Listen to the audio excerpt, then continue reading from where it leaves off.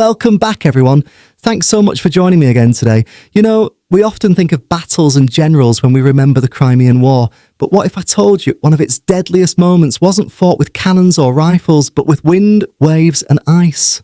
In November of 1854, a sudden Black Sea storm struck with unimaginable fury. Ships vanished, thousands of men perished, and an empire's pride was torn apart. Not by an enemy, but by nature itself. This is the forgotten story of the Great Storm of 1854 and how it changed the world.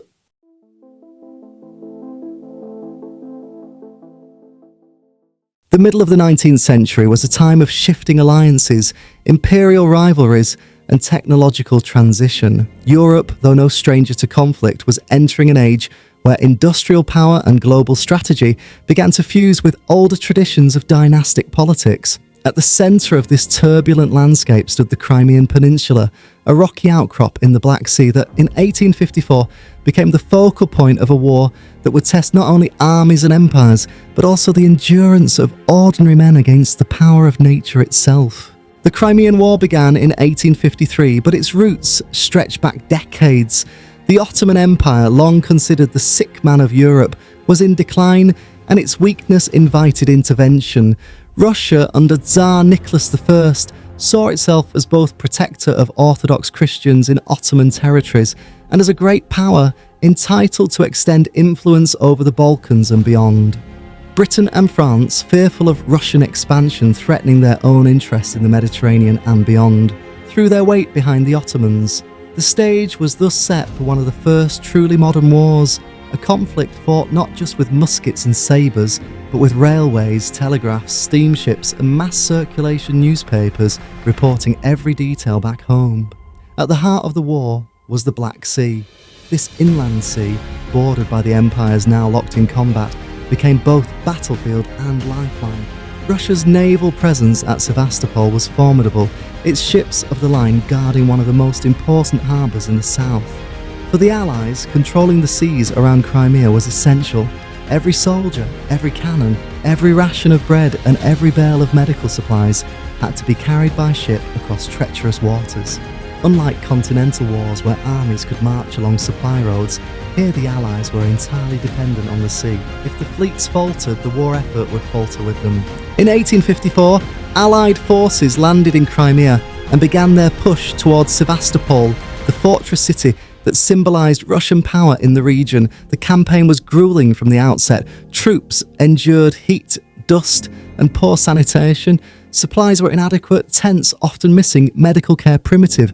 The armies depended utterly on convoys bringing in everything from biscuits and salted meat to gunpowder and uniforms.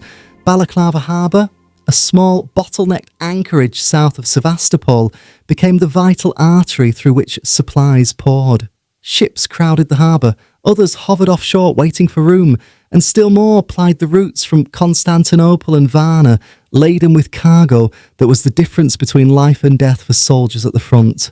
But the Black Sea was not a benign ally. Though it appeared calm in the summer months, sailors had long known its temperamental nature.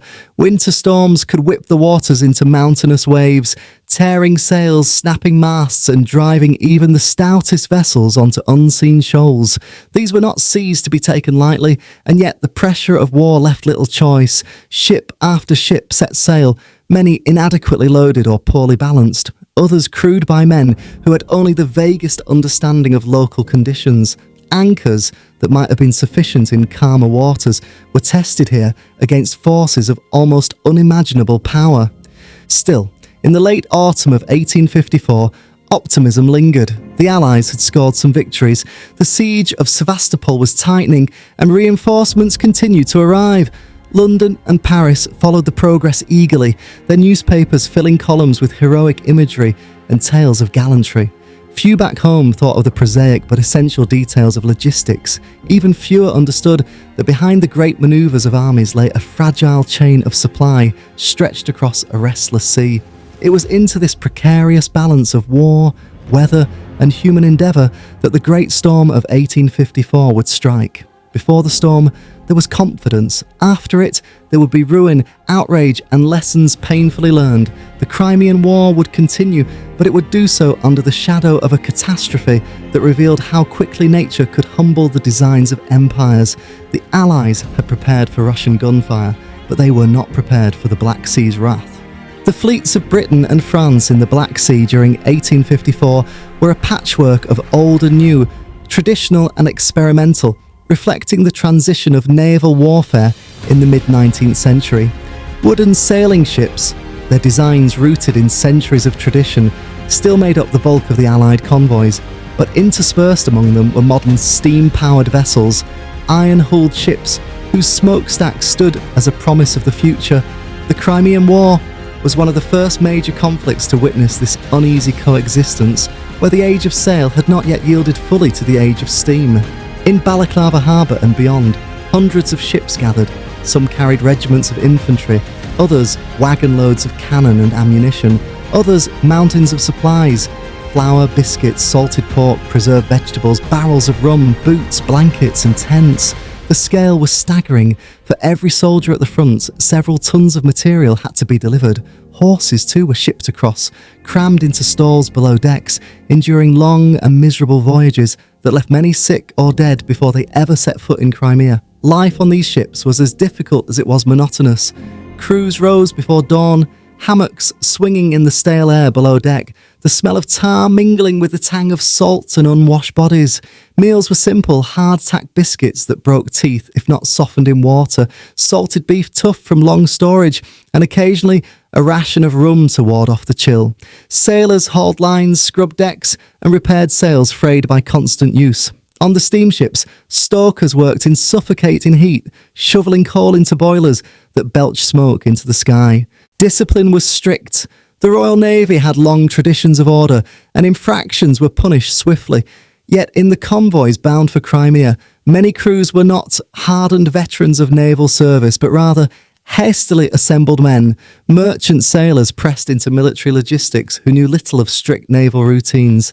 This mixture of experience and inexperience would prove critical when the weather turned. Above all hung the atmosphere of unease. The Black Sea was vast, and to many sailors it felt alien.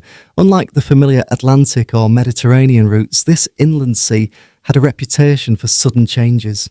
A day could begin in calm, almost glassy stillness, only for winds to rise by afternoon, whipping waves into chaos. Old salt spoke in low voices of storms that seemed to come from nowhere, of ships dashed to splinters within sight of shore, of icy winds that cut through the thickest coat. Still, the demands of war left little room for caution. Captains were under pressure to deliver their cargoes on time. Quartermasters juggled the chaotic flow of supplies, often loading ships beyond their ideal balance. One vessel might be top-heavy, with flour barrels stacked high. Another might carry its coal unevenly distributed, making it sluggish and unstable. Anchors were sometimes undersized for the tonnage they were meant to hold, and with so many ships crowding into Balaclava harbour, captains often dropped anchor quickly without carefully choosing the seabed. The harbour itself was a bottleneck. Balaclava was never intended for such an immense fleet. It was a narrow inlet hemmed in by steep cliffs, with only limited space for mooring. Outside the protective arms of the bay, vessels often had to ride at anchor in open water. Exposed to the winds sweeping across the Black Sea, reports from officers described the congestion. Lines of ships waiting for unloading, men rowing supplies ashore, wagons and mules clogging the roads leading inland. To an observer, it might have looked like an enormous, clumsy machine, parts moving at different speeds, often out of rhythm, but somehow holding together. For the soldiers on board troop ships, the voyage was dreary and exhausting. Packed tightly, many suffered from seasickness or disease. Letters home, written in cramped handwriting by candlelight, spoke of endless boredom punctuated by moments of terror. When the ship rolled in heavy swells, rats scurried in the shadows, gnawing at the meagre food stores. Yet the soldiers knew that once ashore, conditions might be even worse. Mud, lice, and the constant thunder of guns at Sevastopol. Among the officers and seamen, there was talk of the weather. November was known to bring sudden gales. Old sailors muttered about watching the clouds, the colour of the water, and the peculiar stillness that sometimes preceded a blow. But to many commanders, the real enemy remained the Russians, not the sky. After all, Ships had been riding out storms for centuries. Anchors, sails, and stout timbers had seen them through before.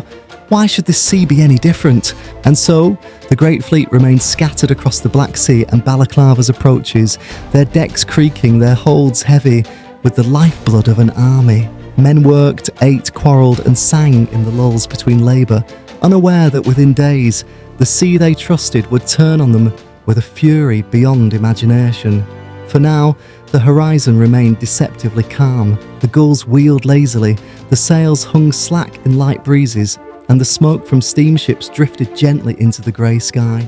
Yet in the far distance, out beyond the line, where sea met sky, forces of wind and water were gathering, unseen and unstoppable. The stage was set. The storm was coming. On the morning of November 13th, 1854, the Black Sea wore a deceptive mask. The dawn broke with a pale light filtering through high clouds, streaking the horizon with silver and grey. At first glance, nothing suggested imminent danger. The surface of the sea rolled gently, carrying the Allied fleets at anchor in a slow, almost soothing rhythm. Men went about their duties with little urgency, yet for those with trained eyes, the signs were there. The wind, though soft, carried an unusual bite, a chill that seemed sharper than the air's actual temperature. Clouds, thin at first, began to thicken in bands, darkening along the western horizon. To sailors, it was not the presence of clouds alone, but their movement, fast, restless, driven by currents of air far above the calm surface, that told of change. Some captains and quartermasters noticed the subtle fall in the barometer. Mercury crept lower, indicating a pressure drop. Though not everyone heeded the warning, instruments were often poorly calibrated or ignored altogether in the bustle of naval logistics. In an age when science and superstition often collided, the barometer was trusted by some, dismissed by others. One officer reportedly remarked that he had seen the glass fall faster and nothing come of it. By mid-morning, the wind shifted. Breezes began to tug insistently at the rigging. Flags and pennants, which had hung limp at sunrise, now snapped and cracked above the decks. Sailors pulled their coats tighter as the air grew raw. On steamships, smoke from the funnels no longer drifted lazily but streamed sideways, torn by the growing gusts. In Balaclava harbour, the congestion turned from inconvenience to danger. Ships lay crowded together, some almost touching, their anchor chains creaking under strain. Officers barked orders to reinforce moorings, but space was scarce, and not every vessel had the length of chain needed to ride out rough weather. Small craft, laden with supplies, scurried back and forth between larger ships and shore, their crews straining at the oars against the building chop. Outside the harbour, conditions deteriorated faster. Ships anchored in open water pitched more violently with each hour. Waves, once rolling smoothly, grew short and choppy, driven by a strengthening wind from the southeast. Sailors on watch squinted into the distance and saw the line of the horizon blur as haze thickened into a threatening wall. By afternoon, anxiety rippled across the fleet. Officers convened hurriedly on quarterdecks, consulting charts, debating whether to shift positions, but there was little room to manoeuvre. Too many ships crowded the approaches to Balaclava. Some considered weighing anchor to ride the storm under sail. Yet for many heavily laden transports, this was risky. Cargoes were stacked high and unbalanced, making the ships sluggish and top-heavy. To move them now, in rising seas, might be courting disaster. Sailors muttered about the colour of the sky. It had taken on a strange coppery hue, as though the sun itself were being filtered through smoke. Old hands recalled tales of stormlight, that peculiar glow which precedes calamity. Birds added their own warning. Flocks that had hovered near the coast vanished inland, leaving an eerie emptiness above the waves. As dusk approached, the wind reached a steady howl. Ropes groaned under tension, sails furled tightly to prevent tearing thudded against masts, and anchor chains jerked as though alive. The sea, no longer gentle, heaved in restless anger. Spray broke over the bows of ships, soaking men on deck. Fires had to be stoked more fiercely on steamships to keep boilers steady in the pitching motion. That evening, lanterns swung wildly in cabins and forecastles. Men tried to eat their meagre rations while clutching at tables to steady themselves. Conversations grew uneasy. Some joked loudly to mask their fear, while others sat silent, listening to the moaning wind in the rigging. In more than one ship, prayers were murmured as sailors eyed the dark horizon. Night fell heavy and black. The wind, no longer gusting sporadically, roared with the steady fury of a giant awoken. Waves surged higher, their white crests visible even in the dark, breaking against hulls with bone-shaking impact. Ship bells tolled, not by human hand, but by the violent motion of the sea. In the distance, lightning flickered, jagged arcs splitting the night sky. Thunder followed, muffled at first, then louder, rolling across the water like cannon fire. Some men mistook it for the sound of Russian guns before realizing the truth. This was no battle of men, but of nature itself. Below deck, hammocks swung violently, men thrown against bulkheads as the ships pitched. Horses screamed in their stalls, hooves clattering on wood. Barrels rolled loose despite lashings, and officers cursed as precious supplies shifted. The chaos had only begun, but already the fleet strained under its weight. By midnight, the storm had fully descended. The Black Sea, once calm, was transformed into a battlefield of wind and water. Ships groaned as though in agony, timbers flexing under the relentless assault. Anchors dragged, chains snapped, and more than one vessel drifted dangerously close to another, risking collision in the black void. The first signs had become a full assault, and by dawn, the Black Sea would reveal its true fury. The night of November 13th bled into the early hours of November 14th, 1854, and with it came one of the fiercest tempests the Black Sea had ever witnessed. What had begun as a steady gale now escalated into a howling monster, shrieking through rigging, tearing at sails and lashing the sea into towering walls of water. The Allied fleet was scattered in chaos. Some ships, still clinging to their anchor chains, swung violently from side to side, their bows plunging deep into black troughs before rearing upward on the next crest. The sound was deafening, timbers groaning, masts cracking, iron chains snapping like pistol shots, and the roar of waves colliding with hulls. In Balaclava harbour, the congestion turned catastrophic. The narrow inlet, already overcrowded with vessels, became a trap. Ships dragged anchor, drifting helplessly until they slammed into others.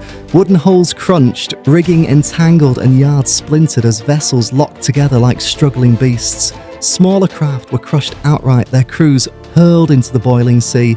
Lantern light illuminated brief, terrible scenes, men scrambling across heaving decks, clinging to lines or vanishing into foam. Outside the harbour, in the open Black Sea, the storm unleashed its full savagery. Waves rose like dark mountains, some 20 or 30 feet high, slamming down with such force that even the largest ships shuddered. Spray blasted over decks in sheets, blinding sailors, soaking clothes and extinguishing lanterns. Visibility shrank to nothing. Lightning clawed across the sky in blinding flashes, followed instantly by thunder that shook the very planks underfoot. One of the British transports, the Prince, was among the first to succumb. Laden with supplies, its cargo stacked dangerously high, the vessel was top-heavy and sluggish. As the gale intensified, the ship fought desperately, its crew straining at pumps to fight the water pouring in over the gunwales. But the sea was merciless. In a sudden gust, the Prince heeled over, her masts dipping fatally toward the waves. Water cascaded down her hatches, filling the holds. Within moments, the ship capsized, her lights winking out as screams vanished into the storm. Elsewhere, the Resolute battled to stay afloat. Her captain ordered sails cut away to reduce wind resistance, but the storm ripped what canvas remained into tatters. Men clung to lifelines, battered by rain that stung like shot. Horses below deck shrieked in terror, their stalls smashing apart, hooves pounding in panic as water surged into the hold.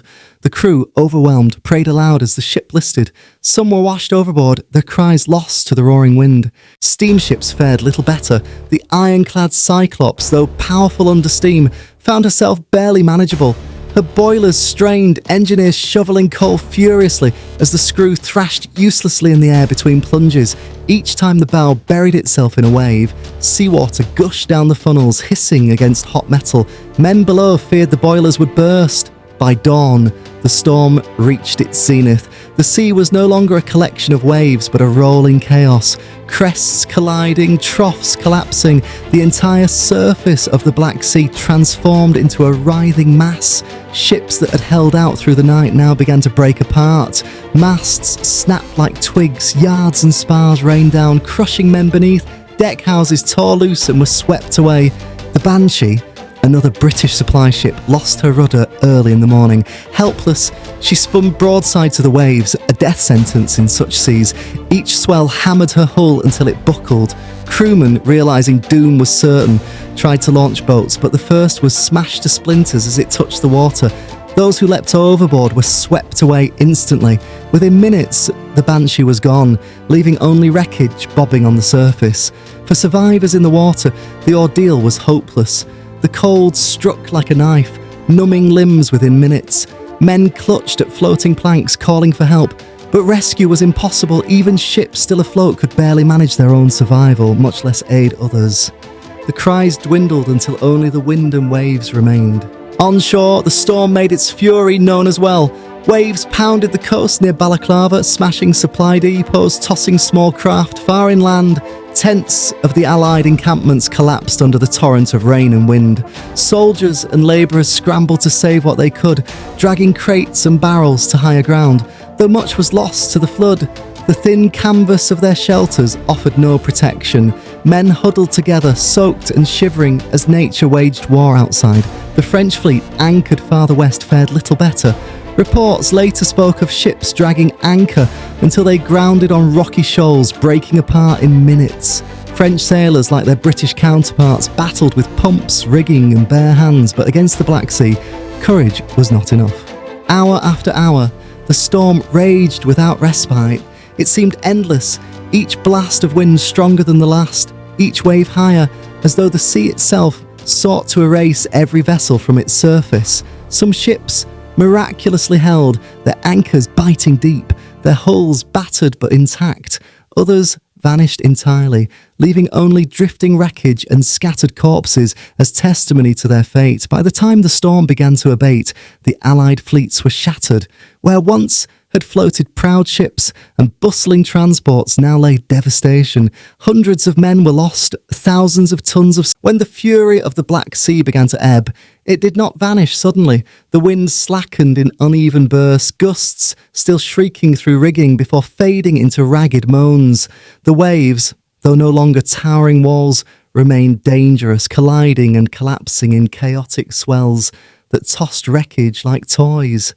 For the men who had survived the night, this half-light of dawn brought not relief, but a grim reckoning. The scene was one of devastation. Where the Allied fleets had once stretched proudly across the water, they now drifted broken masts, smashed longboats, torn sails, and the lifeless bodies of sailors, soldiers, and animals.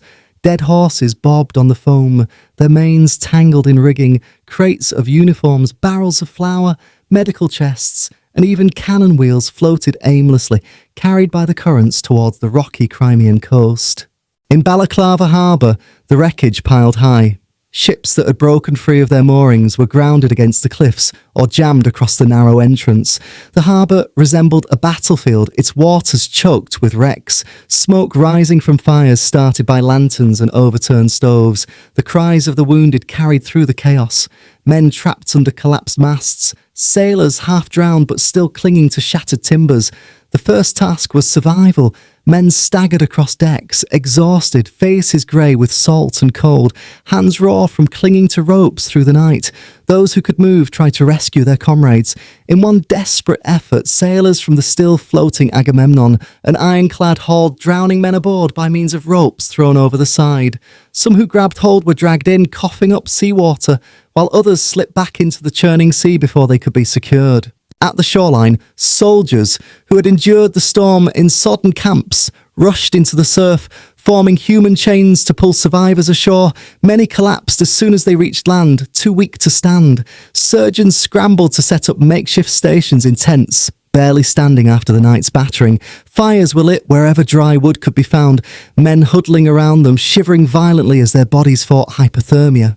Not all rescue efforts succeeded. Small boats sent out to reach survivors clinging to wreckage capsized in the restless swell. Rowers fought against the drag of the sea, but waves slammed broadside, tossing men into the water. Still, the attempts continued, driven by the desperation of watching comrades drift away within sight of shore. Reports of losses began to circulate. The Prince, the jewel of the British supply line, was gone with all hands and her cargo of winter clothing, boots, ammunition, and food. The Resolute had vanished, leaving only floating debris to mark her end. French accounts listed several transports lost, their crews missing, while Ottoman sailors reported entire units drowned. In total, more than 30 vessels had been sunk, wrecked, or crippled beyond repair. The loss of life was staggering. Hundreds of sailors perished in the storm, swept into the sea, or trapped as their ships went down. Entire crews disappeared overnight, leaving no survivors to tell their final moments. For those who did live, survivors' guilt weighed heavy, as men recounted how shipmates had slipped from their grasp in the darkness. On the cliffs above Balaclava, groups of soldiers stood watching the wreckage drift ashore, their faces pale. They had fought battles against Russian cannons, yet nothing compared to this raw, indiscriminate destruction. Nature had struck harder than any army. Rescue turned to recovery. Parties combed the beaches for the living and the dead alike. Bodies were dragged from the surf, their uniforms stiff with salt, their faces unrecognisable. They were laid out in rows, covered with whatever canvas or cloth could be spared. Priests moved among them, murmuring prayers as comrades searched desperately for familiar faces. Horses, washed up by the dozen, were burned in great pyres to prevent disease. Supplies, if intact, were gathered into piles, though most were ruined by seawater. Some survivors clung to extraordinary stories. One sailor, thrown overboard when his transport capsized, had spent hours clinging to a barrel before being washed ashore. Another had been pinned beneath wreckage, only to be freed when the waves shifted the timbers long enough for him to swim free. A handful of men reported drifting all night on rafts of debris, guided only by lightning flashes, praying they would not be dashed against rocks. The storm's aftermath revealed another cruel twist. The loss of supplies threatened the survival of the army itself. Winter was approaching, and with it, freezing nights in the hills around Sevastopol. The prince's cargo had contained coats, blankets, and boots desperately needed by soldiers already ill-clad. Now those provisions lay at the bottom of the Black Sea. Officers realised at once that the coming months would bring hunger, cold, and suffering on a scale they had not anticipated. By evening, as the winds subsided and the sea grew calmer, a grim silence settled over the coast. Fires burned along the shoreline, where the living huddled, drying their clothes and mourning their comrades. Out at sea, the broken masts of sunken ships still jutted above the waves, black silhouettes against the fading light. The storm had passed, but its toll had only begun to reveal itself. The Black Sea Storm of November 1854 did not merely break ships and drown sailors, it struck directly at the very heart of the Allied campaign in Crimea. As the waves subsided, commanders surveyed not only the wreckage in the harbours, but also the deepening crisis on land. The storm's destruction of supply vessels, most notably the Prince, had immediate and severe consequences for the troops encamped around Sevastopol. In the British camp spread across the cold, windswept ridges, soldiers woke to find themselves on the threshold of winter with virtually no winter clothing. The cargo of warm coats, blankets, boots and tents, so carefully stockpiled and dispatched from Britain, was gone. Within days, the temperature began to plummet. Rain turned the ground into mud, then hardened into icy ruts when the frost set in. Men trudged barefoot through frozen soil, their uniforms stiff with dirt and sweat, their greatcoats worn thin. Those who had expected relief from the long, damp autumn found only despair. Food shortages compounded the misery. The storm had swept away barrels of flour, sacks of rice, preserved meat, medical supplies, and coal intended to fuel cooking fires. What remained was often soaked in salt water and spoiled. Soldiers gnawed on hardtack so tough it broke teeth, or survived on thin soups made from whatever vegetables could be scavenged locally. Meat, when issued, was frequently rotten. The few surviving transport wagons strained to haul supplies over nearly impassable roads, leaving men in forward trenches without regular rations. Disease soon followed. Cholera and dysentery spread in the overcrowded, filthy camps, taking lives daily.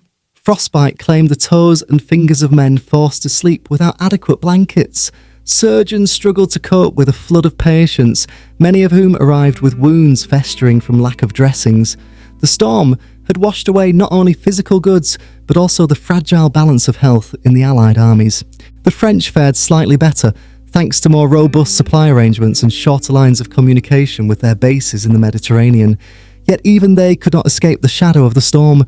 Their transports too had been lost, and their soldiers suffered in the icy winds sweeping across the plateau. The Ottomans, already short of resources, were driven to desperation, their contingents reduced to scavenging firewood and relying on Allied charity. The Russian defenders of Sevastopol, though battered by bombardments and cut off from easy resupply, suddenly gained an unintended ally: the weather. Observing the weakened state of the Allied camps, they intensified their resistance, confident that winter would prove as deadly an enemy as any cannon. From their fortified positions, they could see the Allied trenches filling with mud and hear reports of men collapsing from hunger and cold. Meanwhile, in Balaclava, the harbour itself remained a graveyard. The wrecks clogged its narrow confines, forcing engineers to labour for weeks to clear passages for new arrivals. Many ships that had survived the storm were too badly damaged to be repaired quickly, reducing the already strained capacity for bringing in fresh supplies. The beach was littered with splintered timbers, broken barrels, and bloated carcasses of horses, grim reminders of the storm's fury. Amid this devastation, morale crumbled. Soldiers cursed the incompetence of their leaders, who had promised them shelter and sustenance, but left them exposed to both enemy fire and merciless weather. Letters home, carried by surviving ships, spoke not of glory but of misery, of nights spent shivering without blankets, of comrades dying from hunger, of lice-infested tents collapsing under snow. Families in Britain read these letters with horror, realising the war was exacting a toll far beyond the battlefield. The storm had not only devastated the material capacity of the Allies, it had exposed the weakness of their logistical planning. It revealed how vulnerable an army could be when dependent on seaborne supply lines, and how fragile those lines became under the weight of natural catastrophe. Commanders, who had once debated strategy, now found themselves engaged in desperate improvisation, attempting to keep men alive rather than pressing forward with assaults. In December, when the first snows covered the ridges in white, the storm's true legacy was undeniable. Thousands of men lacked boots. They wrapped rags around their feet. Others marched with bare, bleeding soles. Campfires sputtered as fuel ran out and tents sagged under the weight of frost. Each day claimed new victims, not from Russian gunfire, but from exposure and starvation. The storm had lasted a single night, but its consequences stretched into months. It reshaped the campaign, sapping the strength of the Allied armies at the very moment they sought to tighten their grip on Sevastopol. It ensured that the winter of 1854-55 would be remembered, not for victories but for suffering, brought not by enemy action but by the wrath of the Black Sea itself. The Black Sea storm had swept away ships, men and supplies in a single night, but the waves it created in Europe were even more enduring. News of the disaster filtered back slowly at first, carried by surviving vessels limping into Constantinople, their sails in tatters, their decks littered with wreckage. By December 1854, however, the true scale of the catastrophe reached London and Paris, igniting a storm of outrage that no admiral or minister could contain. In Britain, the public learned of the disaster through harrowing dispatches sent by war correspondent William Howard Russell of the Times, already famous for exposing the grim realities of the Crimean War, filed reports describing soldiers starving, freezing and dying in squalid camps. He wrote of men without boots, trudging barefoot through snow, of wounded soldiers lying unattended because medical supplies had been lost at sea, of once proud regiments reduced to shadows by hunger and disease. These reports struck like thunderclaps in Britain. Families who had sent sons, husbands and brothers to the war demanded answers. How could the greatest navy in the world lose so many ships to a single storm? How could an army supplied by the wealth of the British Empire be left to starve on a foreign shore? Questions turned into accusations and accusations into scandal. In Parliament, the opposition seized upon the disaster as proof of governmental incompetence.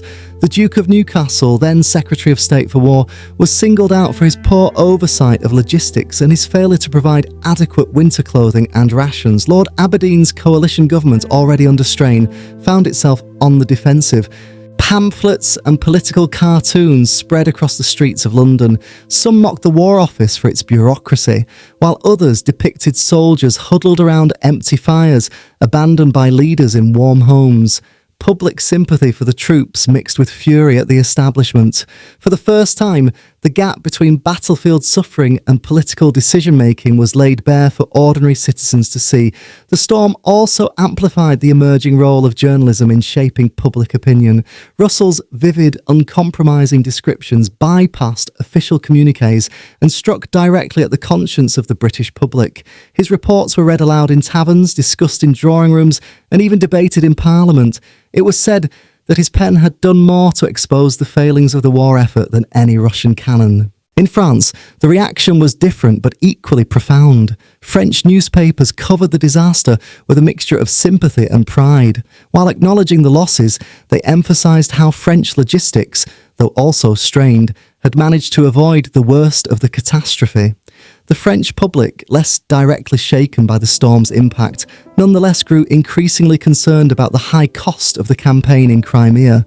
For Napoleon III, the storm was a reminder that military glory could be undone by nature's fury and poor planning. The British outcry soon gave birth to reform. Public pressure demanded improvements in supply, transport and medical care. Philanthropists and reformers rose to the challenge, none more famous than Florence Nightingale, who would soon reorganise the care of the sick and wounded in Scutari. Her work, though not a direct result of the storm, was accelerated by the scandal it provoked. Meanwhile, the Royal Navy was forced to re-examine its shipbuilding practices. Why had so many vessels capsized or broken apart? Critics argued that wooden sailing ships, no matter how well crafted, could not withstand the fury of such storms when overloaded with cargo. Calls for iron-hulled ships grew louder, foreshadowing the transformations of the late 19th century. For the soldiers in Crimea, the public outcry brought little immediate relief. Supplies trickled in slowly, and winter claimed thousands of lives before reforms could take effect. Yet they knew their plight had at least been heard. Letters from home spoke of protests, debates, and fundraising efforts to send comforts to the front. Knitted socks, blankets, and small parcels of food began arriving from sympathetic citizens, a meagre but deeply meaningful reminder that they had not been forgotten. By early 1855, the storm had become more than just a natural disaster. It was a political earthquake. It reshaped governments, redefined journalism, and forced military institutions to confront their failures. The waves that had crashed upon the shores of Crimea had also crashed into the heart of Europe's capitals, leaving no ministry, no politician, and no general untouched. The storm had lasted barely 48 hours, but its shadow stretched across decades. For those who had survived its fury, the Black Sea Tempest was not just a memory of terror. It became a turning point in how nations thought about war, technology, and even their relationship with nature itself. The Royal Navy, proud cornerstone of British power, bore the deepest scars. More than 30 vessels had been lost or crippled, many not to enemy fire, but to wind and wave. The humiliation forced naval engineers to reconsider the age-old reliance on wooden sailing ships. The storm revealed the vulnerabilities of vessels whose designs had changed little in centuries. Ships that were top-heavy with cargo and reliant on canvas sails proved helpless when sudden gales shredded rigging and snapped masts. In the wake of the disaster, advocates for innovation found their voices strengthened. The storm gave weight to arguments in favour of iron-hulled ships, steam propulsion, and sturdier designs that could defy weather as well as warfare.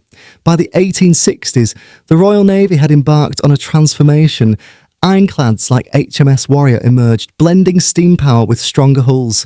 In many ways, the catastrophe of 1854 had forced progress that might otherwise have been delayed by tradition.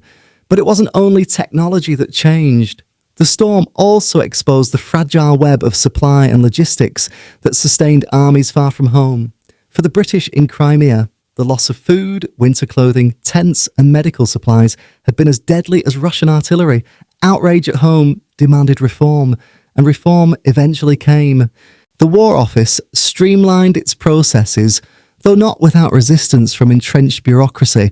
Civilian contractors were held more accountable, and systems for tracking cargo from dockside to frontline grew more precise. The idea that an army's strength lay as much in its quartermasters and logisticians as in its generals gained newfound respect. The storm had forced commanders to accept a painful truth. No army could fight if it could not eat, sleep, and survive the elements. The lessons extended into the realm of medicine and humanitarian care. The public horror at soldiers dying of exposure and disease stirred movements that would shape the future.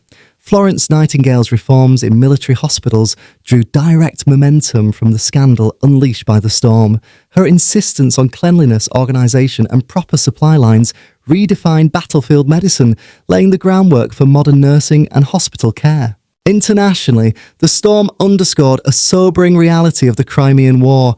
Nature was often a fiercer enemy than Russia itself.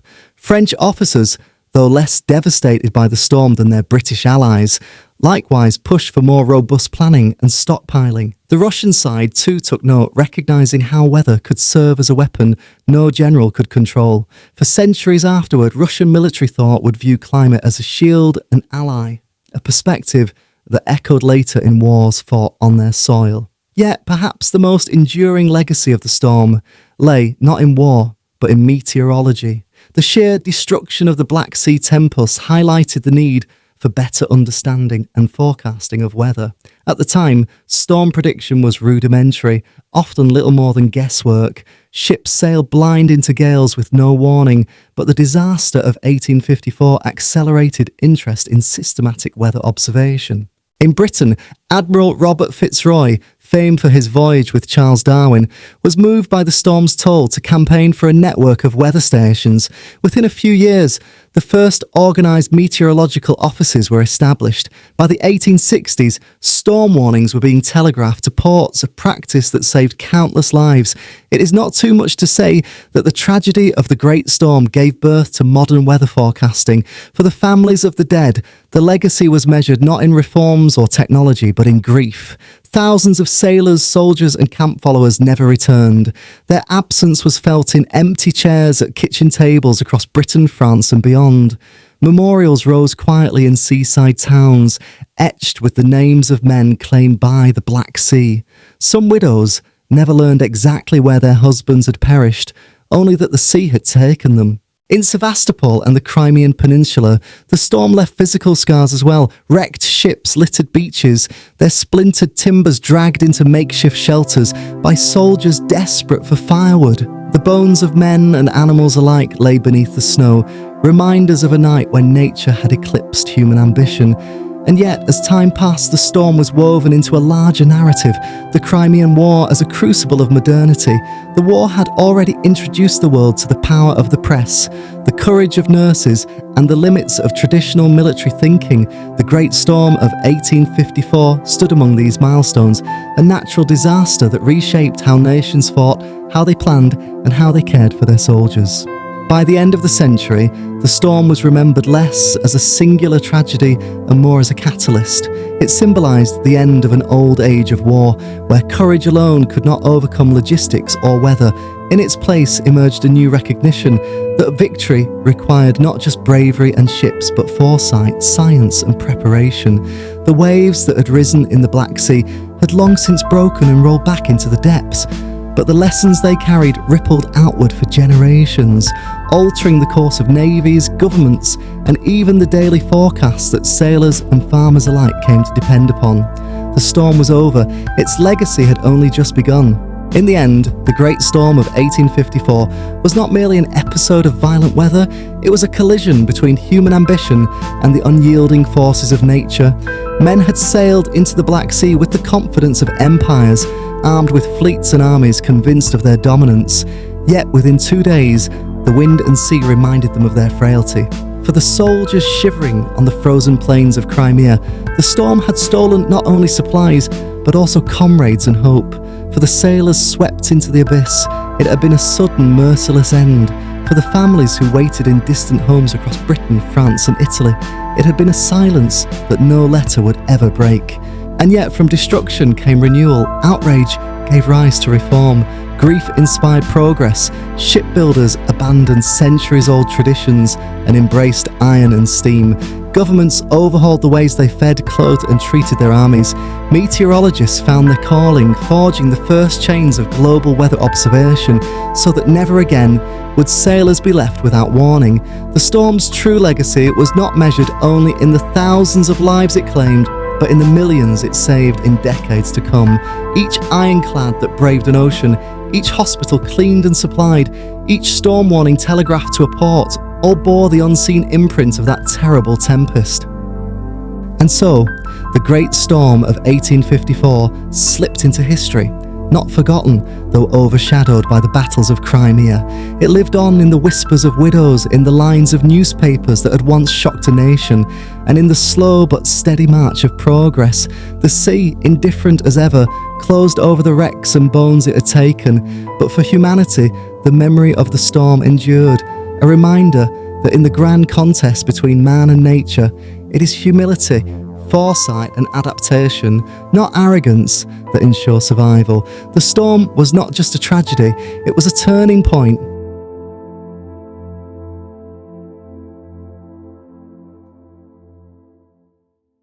And that was the story of the Great Storm of 1854, the disaster that swallowed fleets, shook nations and forced humanity to rethink how we prepare for war and weather alike. If you enjoyed this deep dive into history's forgotten disasters, make sure to join me for the next video, another astonishing real event that will leave you speechless.